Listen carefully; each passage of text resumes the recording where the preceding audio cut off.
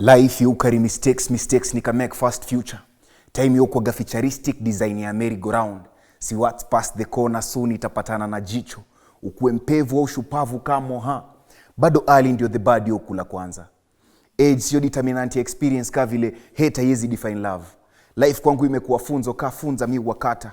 Time you kwa define na character ka vile wadogo zangu ni itakaka. I guess it's time this time round nijipate stage. Mana one MC nikiroga different gospel.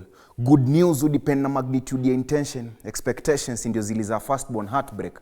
Ka prodigal son, mi urudi nyumbani. Wazee uongea, jambo liharibiwe na nini?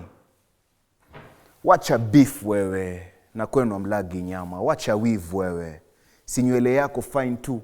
Come dinner kwetu, set kuchome si kupika. A meal for days, na by the time nili realize kia life yokwaga love to self na imani kwa Mungu. I was stuck deep in personal hate. A crack I created myself. Na sito disagree na rumors za life yokwaga tricky. Sito disagree na ati nilichizi, but kieleweke though, mi ni mtriki. Life imenishow kutrust in self as in others. Ni better than kudoubt kila step na walk na cracks. Walls kwa ganne penye serial fitin. So pila story kawa ni ati, I'm tiny get. So the best thing ni, I get done with it. Yet hiyo tu ilikuwa epitome ya story. Mimi mwenyewe sikuwa nimejikubali. So nikawa mchimba kaburi. Kila aliyeput ano, siku no, ni time zokwaga similar. Jumi sina, ningojaje anipe. Still, hiyo ni kumina I have to get it done. Life imekuwa enough mess, ndani ya den. Nilikushow mimi ni mtriki. Ni tricky. Eve? Rex Masai speak like thunder rolling uphill. Every line a sword through silence. Every verse a resurrection of the voiceless. He does not perform, he declares. He does not rhyme, he roars. Because to speak truth in this country is to balance on a blade's engine still dare to dance. His voice carries the weight of Kibera's rooftop. A rhythm of resistance scribbled on a concrete, a griot on sneakers, a prophet with a pen reminds us of black ink on a brown skin is a weapon we never saw coming. Poetry becomes prophecy when you write from the wound and not from the wonder. And besides him, a whisper, a name we are forbidden to forget. J.M. Karaoke, a matter of memory, once said, we do not need Kenya of 10 million beggars with 10 millionaires, and for that, they silenced his breath but never his words. J.M. lives in every name we alter in protest. In hashtag the small dust with protest, in the same dusty street he walks beside Rex, where dreams are taxed, where truth is tear-gassed, where the fire is ancestral and generational. So you see, Lex speaks not for clout but for clarity. He writes for the boy with no school fees. He writes for the girl who speaks Swahili like someone, but still she is told her voice is too loud for the boardrooms. Lex spit for the matatu driver harassed in hustling, for the mama boga taxed in silence, for the boda riders buried with unpaid NHIF slips, he speaks. So you see, this land is full of fertile, of revolution. Our footsteps are seed, our voices are waters. So you see, we are rising, and not just poets, but our lines alters more than their voices can. So this is just a drum line. So let this poem be a drum line for the fallen. Let Lex keep speaking until parliament quacks, until policies shift, until the child in Madara believes he was born for more than surviving. So you know, this is more than a poem. This is just a reminder that we will write, we will ink a new nation, we will spit, and through the blood of our truth and the voices of our poets, we shall rise. Nafanya hivyo. That's now. How do you feel you're here? Karibuni sana. Thank you. Nianze na Gura, EveShan, kifo cha Rex na Mungu azidi kuilaza roho ya Rex mahali pema penye wema. How does it make you feel? Do you think his death was worth it? Okay, I have two views, Yeah. point of views. At some point, dying as a hero and as a freedom fighter feels like his death was not just a death. It left an impact on us as youth and as the state at large. And also at the same time, based on how innocent he was, just a protester in the street, it was not worth it, him dying mercilessly. And despite that, and the fact that there is no justice found yet, it's not worth it yet. All the time perform this poem, Rex, that's your theme. How does it make you feel? What message do you think you're communicating to people? Okay, how I feel first. Before I wrote this poem, I was in so much pain. I being a youth, I being a Gen Z, I felt like, yo, this is not worth it. And I felt like I can give him his flower and write this poem. I wrote it with a lot of pain, to be true. And also him, you know, when you see JM Karaoke, he died on the same line of duty. So I felt like they align. They rhyme based on how their death was based on the point of view, like whatever they were saying, it's same close. So I felt like, let me give these people their flowers, and I feel, as I spit this poem, it comes with a lot of pain. Yeah. Wow. Gura, yes. Tuanze kwa utambulisho, umetupigia mistari kali pale. What's the theme na ulikuwa unajaribu kuwaambia nini hadhira yako? Jina ni Gura. Naam. Jina kamili ni Gura August Festo Melkizedek. Nashukuru kwa hapa. No, hold on. Is that Kenyan? It is Kenyan. Mimi ni mzaliwa wa Mtwapa, Mombasa. Ninafurahi kuwa experienced life, nimepaka kufika paka huko. It's just beautiful. Karibu sana. Theme ya piece, I wrote that piece when I was going through depression, which is something that I feel a lot of youths are going through. It's just that people don't talk about. Sasa wakati mimi nilikuwa nakipitia, unajua unakipitia kinakuramba, unafikiria sasa si nimshtue jamaa fulani aniokolee. Yeye unamshtua pia, anakuambia hali yako kama hali yangu. Mbona unanishtua? Sasa ndo kuna line hapo inasema, jumi sina nikojaje yani pe. So inatoa ile lawama. Unajua muda mwingi ukiwa unapitia shida, ni rahisi kulaumu watu wengine bila kuchukua responsibility wewe mwenyewe. Ya kwamba mimi nakipitia kwa sababu pengine life choices zangu mbaya, ama pengine tu hali kama ilivyo saizi haiko sawa. But you have to change the mentality pia, kwa sababu ukiangalia vitu na scarcity mentality, unazidi kuwa na scarcity. Ukiwa na abundance mentality, vitu pia vinaongeze. Manifestation, ndio mnaita manifestation. Wanasema manifestation wengine, lakini nafikiri tu ni the more you're grateful of whatever you have, the more you feel like you have more. Ukiwa na 100 uifanyie budget vizuri, inatosha. Ukiwa na milioni ifanyie budget vizuri, inatosha. Lakini hata wewe na bilioni na budget hujaifanyia haitatosha. Itakuwa kidogo. Sasa ndo kidogo huo wakati nilikuwa nakuja kwa that realization ya kwamba ni mimi tu si ati hizi shida zimeandikiwa mimi. Ushaona, si zimeandikiwa mimi. I have to change now my perspective. Lazima nibadilishe pia mtazamo wangu wa maisha. Kwa sababu ukiwa muda wote unalalamika, unabaki tu hapo kulalamika. Na ndio dawa ya kwamba labda kizazi ama yeyote tu ambaye labda undergo depression, ubadilishe mtazamo wako wa maisha au mtazamo wako wa mambo. Kuna msemo fulani wa Kimombo unasema, when you change how you look at things, the things you look at change. Alright, amazing. Vile unatazama vitu, kibadilisha tu mtazamo wako kidogo, hata vile vitu unavyoviangalia vinabadilika. Muda mwingi watu ambao tumetoka katika familia za shida, hali za kimaskini, unaangalianga kwamba kila kitu around you it's based on trouble. But ukianza kuangalia from a point of najaribu kutafuta suluhisho. Unajua muda mwingi ukianza kulalamika utafute suluhisho. Lakini ukiwa unatafuta suluhisho hautalalamika. Ukiwa na shida ya njaa unapanda mahindi. Ukiwa na shida ya maji unachimba kisima. Najaribu kutafuta suluhisho. Lakini ukiwa pale umekaa tu, jamani hakuna maji, yatakuja lini? Sasa kumekuwa na hizi semi ya kwamba kizazi cha Gen Z hakijui ambacho labda wanasaka kutoka kwa uongozi ulioko mamlakani. Sijui kama umekuwa ukiunga mkono, na unajua this is coming from a point of depression for sure, kwa sababu wanasema tumefanya hizi stashahada hatupati kazi.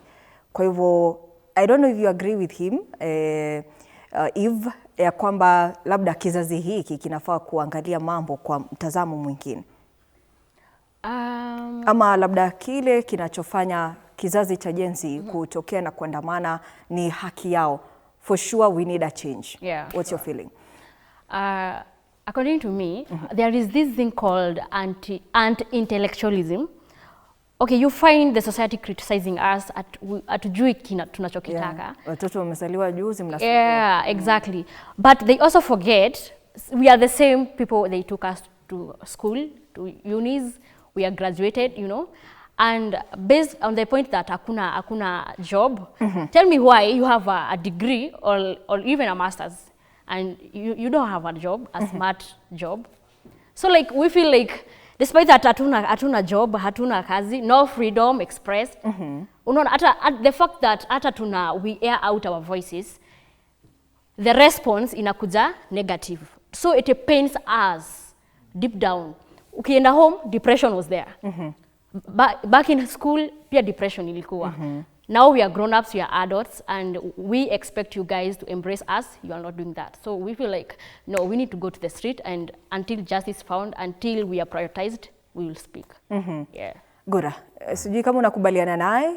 Wewe ni Gen Z, tuanze hapo. Unajua wewe kama si Gen Z, kidogo inakuwa ni vigumu kureason kama wao. Naelewa kilio cha Gen Z, sababu kuna wakati pia katika umri wa kila mtu kwamba uko na kilio chako ungetaka kisikike. Na wanavolia saizi, hata mimi nalia saizi, lakini kilio changu nilikianza tangu 2014, 2017 nilikuwa nazungumza haya. Mambo ya wanasiasa nilikuwa nayapinga kwa sababu katika wakati huo bado tulikuwa na vitu vingi haviendi sawa. Kulikuwa na vitu vingi sana haviendi sawa. Kwa hiyo si ati kwamba hali imeanza kuwa ngumu saizi.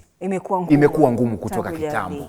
Ushaona? Sasa ni vile saizi tuko na watu wengi wameweza kuja pamoja na kusema nini, tumechoka.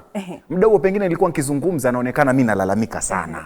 Nilikuwa nikisema jamani hii hali ngumu, naambiwa bwana, kwa sababu labda kwa wengine alikuwa anaendea sawa. Na ukija kuangalia namuunga mkono, lakini pia ningependa kubadilisha mtazamo ya kwamba shida hizi hazitokee kwa sababu Gen Z wanalalamika. Zinatokea kwa sababu viongozi wamekataa kusikiza.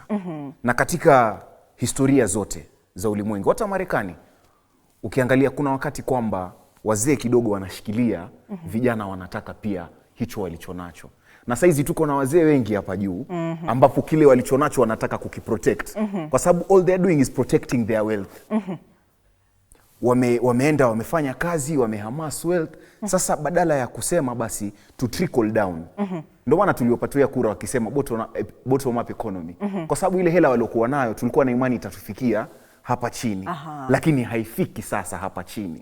Ndio maana ali hapa chini anasema hicho ulichonacho basi hapo juu mimi pia nakitaka hiyo. Kwa sababu nimeenda shule, nimesoma. Kumaanisha nini? Njia zangu za kupata kazi zinafaa ziwe nyingi zaidi kuliko yule ambaye hajasoma. Ila tunajipata tuko katika vikundi sawa. Waliosoma ambao hawajasoma sote sawa. So unakuta kwa ujumla sote tumefanywa maskini. Na umaskini ni mawazo. Umaskini hata sio kukosa hela. Umaskini ni kitu cha akili. Na akili zetu sasa zinakaa ni kama zimefungwa.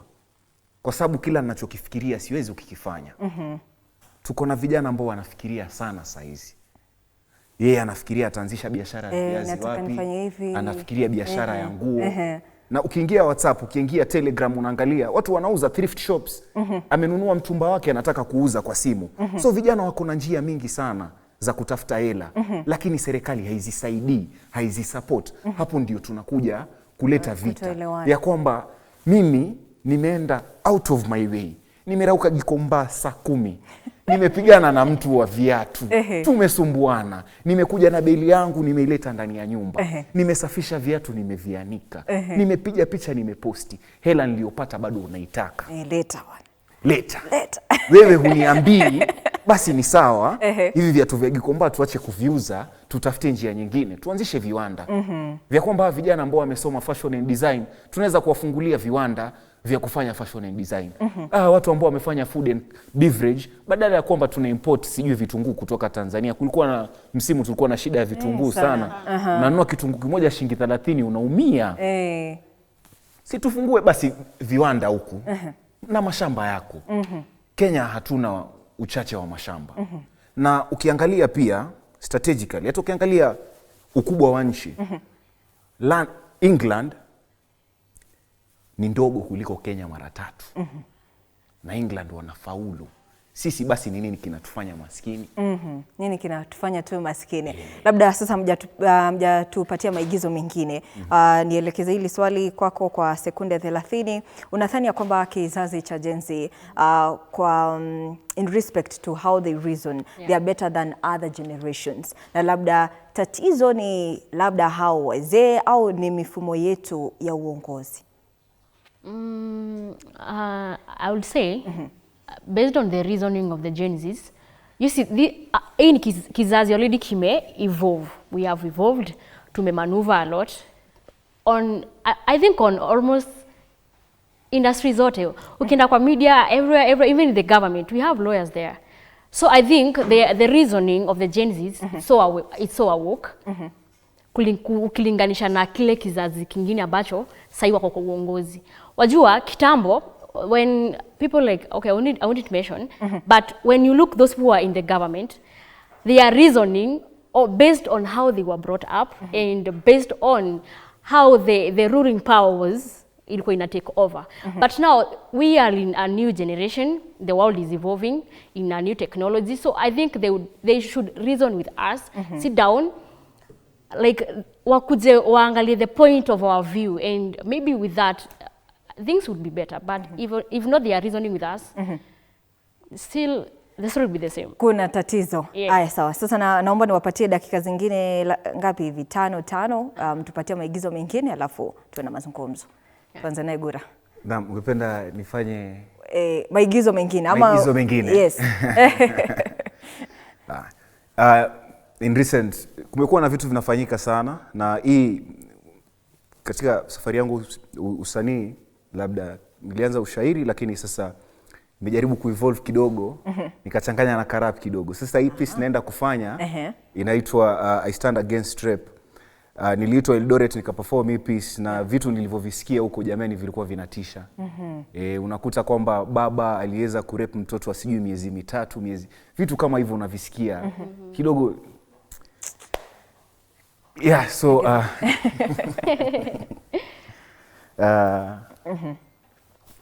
they've been dark days before, sad days before, hard days before, but again you kept pushing. I had dreams, I had screams that night and the rain that topped. I know it's kind of sad, I should have come to your aid. The police are busy asking what happened to Cassie. And yeah, I know Toby, the uncle with the muscle, god dang damn, that guy should die. He was 40 years older, you were somewhat younger. And I know you looked up to Kihope na Kido, but eat that money, eat all those favors. He was biting with the hand, busy taking with the next. He was preying on a kid, a little damn kid. He's a sexual predator, man with no agenda. And what you did to Tony, that kid was a star. He took him from the streets just to spit him back, only with a dent, one on the mental. I say I don't hate, but damn I hate rape, and I hate rapists with a passion. So when I stand against rape, you say, I stand against rape, we stand, you say. I stand against rape, we stand, you say. Ukiwa hapo nyumbani kama unasikia, sema I stand against rape. I stand against rape. And I put it this clear, come on, put it on tape. Uwe buda ama anko, shangazi ama kaka, stranger hata kama, I know we all human. Sambona kaunyama, unafanya usotaka, fanyiwa na ndugu ama rafiki wala gaidi. Wewe ni mkaidi, jishuku na ujirudi, na upange mikakati. Kikao na Mola, kifungo kamiti, yani fungwa kamiti. Spendi umalaya ila mbona ukabake. Kama huna hela wala game kajifunze, ikibidi umelemewa basi hela weka mbele ila Mungu aje kwanza. A kingdom against is the one never prosper. Kubaka so fresh, no excuse, no reason. Hold on, it's a calm, not your death. Stop porn, it's a spam, not a pleasure. Trauma is what is making you this mad. PONA, na utaenjoy too this life. I stand against rape. I stand against rape. I stand against rape. I stand against rape. Eve, There is this piece I love. Inaitwa Black Joy. Black Joy. Yeah, Black Joy. Embrace black culture. All right. Yeah. Black joy is not a fleeting smile in borrowed light. It is the sun itself rising uninvited, burning through centuries of the shadows with the heat we inherited. It is not the absence of grief. It is grief transformed, alchemized by drums, dance, and defiance. It is the hymn our ancestors hummed as they breathed their names into our future. We are not orphans. We are archives. We carry kingdom in our cheekbones, proverb in our palms. Our laughter is ancestral. It echoes in the hollows of baobab trees, dance in the dust kicked by the children of warriors and the water bearers. Black joy is not naive. It is strategic. Praise be the name we carry. To Dedan Kimathi and Mekatilili Wamenza, who taught us to stand still when the land was still shaking. To Wangari Maathai, who planted future, one tree, one daughter, one hope at a time. To Nelson Mandela, who sang through steel bars and turned prison into prophecy. Black joy is not naive. And also praise be to the names we carry. To Harriet Tubman, who ran with God and Fred as one breath, one sacred breath at a time. To Malcolm X and Martin Luther, who are fire dreams. To Steve Biko, a potent man who could not silence his words. You see, black joy is also not naive. Yeah. Acha niachie hapo. Nzuri sana.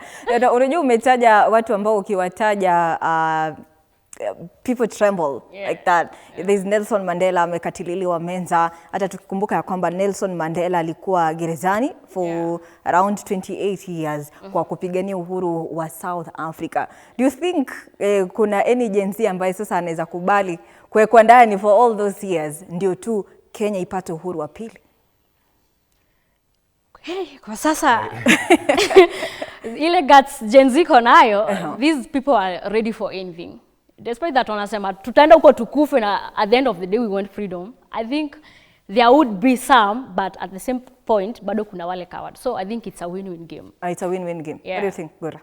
Me, I'll speak to the leadership of the country. We're dealing with a generation that is so woke, that is so ready for whatever they are going for. And to our fathers and forefathers, there's something that they never got to go through, which is called therapy. And therapy is very important. Even to the leaders who are there. If you're a leader and you're watching this, you're new to power and power consumes. You're new to wealth, you're new to money and money consumes.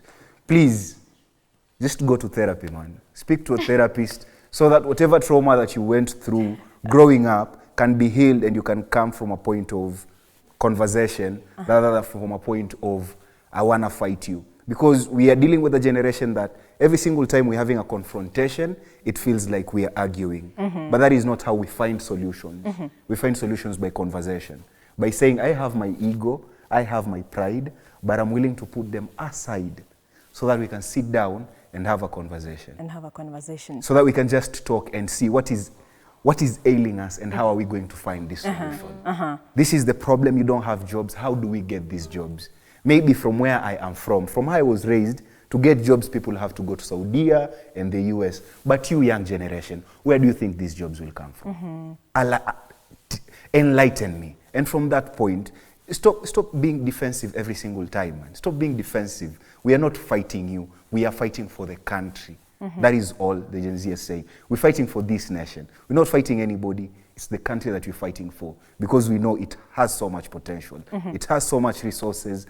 It has so much power. It has so much beauty. We are fighting for this country. Hivi mnapoingiza kwenye labda in ceremonies, I believe so. At what point do you feel enyewe leo nayo I've made my point? Tukiingia kwenye dakika zetu za lala salama. Okay, to start with, kuna ile applause from people, people's comment, and even uko kwa stage, uko unakuanga na ile pao niko like, yeah, leo lazima nipeane buzz. And then from the response of the people on as you spit on how they are responding, unawezanga when they snap, unajuanga, nimepeana point. So you feel like, yeah, I must do this more and more. Okay. So it feels like, yeah. Gura? I used to think it's the applause for me over time. Alafu nikaja nikashirikiana na poet fulani. I have to give him a shout out by the way. Alikuwa Mexico the other day representing Kenya in the poetry scene, and that was just beautiful. Anaitwa Dominion, one amazing poet. So when I start with Dominion, he changed my perspective, and he was like, he actually enjoys the silence when they perform, because that means you're listening. When you're silent, it means you're listening.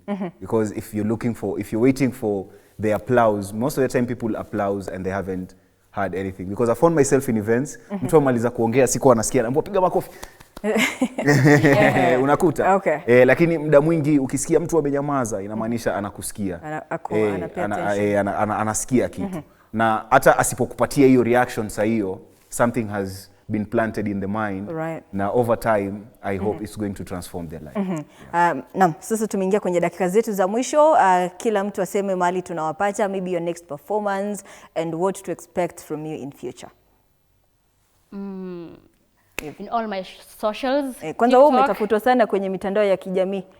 Wao yuko wapi EveShan? TikTok, EveShan official backup, EveShan, both name in capital letters. Instagram as well, EveShan official. Facebook, sikwangi active Facebook. Gen Z, tunakuelewa. Any upcoming performance?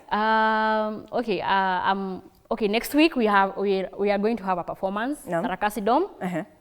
Okay, I'm not featured poet, but I'll be participating. So you guys, you're welcome.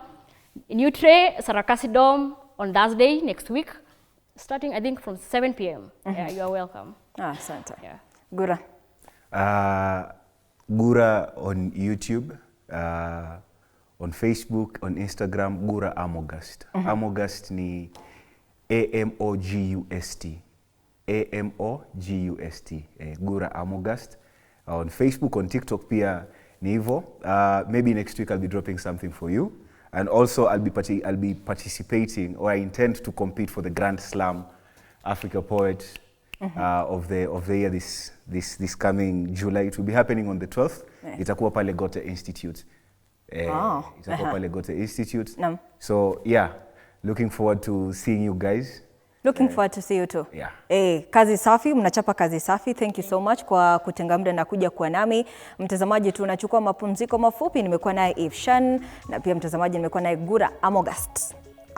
Very nice. Asanteni sana na mtakaporudi mtume salamu zetu. Aidha mtazamaji, kabla tujachukua mapumziko mafupi, hii leo pia nikukumbusha kwamba tutakuwa tukichambua kitabu cha Nguli wa Kaya na hadithi nyingine. Kitabu hiki kinajumuisha waandishi watatu: Muhidin Ngashe, Marcela Karemi, Ruben Wanyama. Leo hii tumefarijika kuwa naye Marcela Karemi ndani ya studio zetu. Aidha mtazamaji, tutakuwa naye Brian Oigara, huyu naye ni mhariri wa vitabu vya Kiswahili. Atakuwa akitusaidia pia kuchambua kitabu hiki cha Nguli wa Kaya na hadithi nyingine. Labda waandishi hao watatu walikuwa wakijaribu nini? Walikuwa wakijaribu kusema nini kwa Wakenya? Walikuwa wakijaribu kusema nini kwa wanafunzi? Au walikuwa wakijaribu kusema nini kwa wale wasomaji ambao wamesoma hadithi hizi za Nguli wa Kaya na hadithi nyingine? Endelea kusema nasi kupitia mitandao yetu yote ya kijamii @TV47. Nitakuwa nikirejea baada ya muda usiokuwa mrefu.